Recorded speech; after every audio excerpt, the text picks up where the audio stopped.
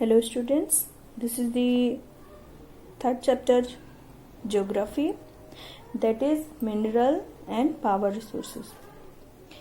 In this chapter we shall study about two important resources, that are minerals and powers. Now minerals are available in nature but need to be extracted and purified to make them usable. On the other hand, power is required to be generated by use of technology and other resources.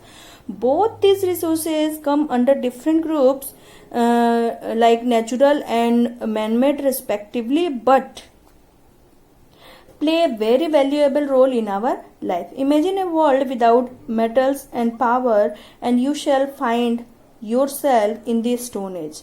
Human beings have explored and exploited these for their use in different forms and for different needs. They have explored deep into the land surfaces and under the sea beds to extract them in large quantities. So students, at the first we have to know what are minerals.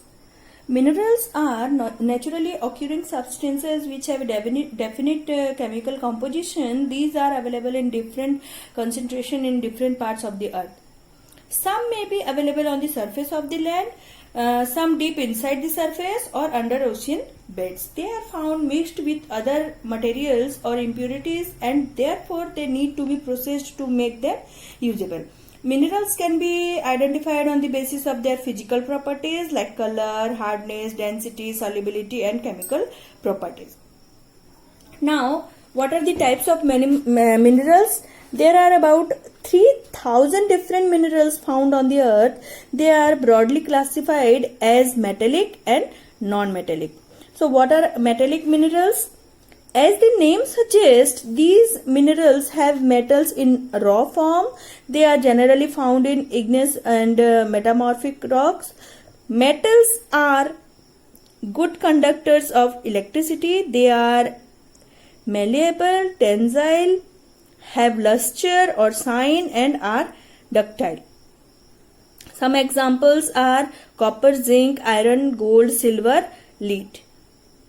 Now, the metallic minerals are further classified as ferrous and non-ferrous. Ferrous minerals are those that include minerals which have iron content. Examples are iron ore, manganese and chromides. Non-ferrous minerals. These minerals do not have iron but would have other metals. Examples are gold, silver, lead. Now, what are non-metallic minerals? These are minerals which do not contain metals. They are found in sedimentary rock. They are non-malleable, non-ductile and do not have luster. Example, mica, gypsum, coal and petroleum. Students, do you know what is ore? Any naturally occurring minerals or aggregate of minerals from which economically important constituents, especially metals, can be extracted. What is rock? It is a naturally occurring solid aggregate of minerals. The Earth's outer solid layer, the lithosphere, is made of rock. Students, there are some methods which are used for extraction of minerals. As stated earlier, minerals are found in various concentration and at various locations in different forms and purities. They have to be extracted and processed to make them usable. Various methods of extraction employed for this purpose are: first is mining. Extracting minerals from various depths below the surface of the earth and from the rocks is called mining. These are two types. First is open cast mining. Minerals are extracted by removing the top surface is called open cast mining. This process is effective only when the minerals are not very deep down from the surface of the earth. Second is shaft mining.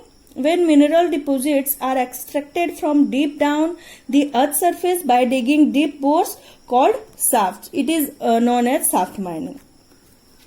Second is drilling. The process of extraction, which involves drilling into the earth's surface with huge machines, is called drilling.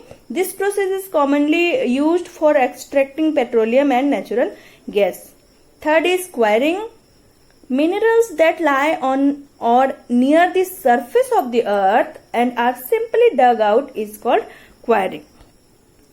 This process is normally used to extract marbles and granites.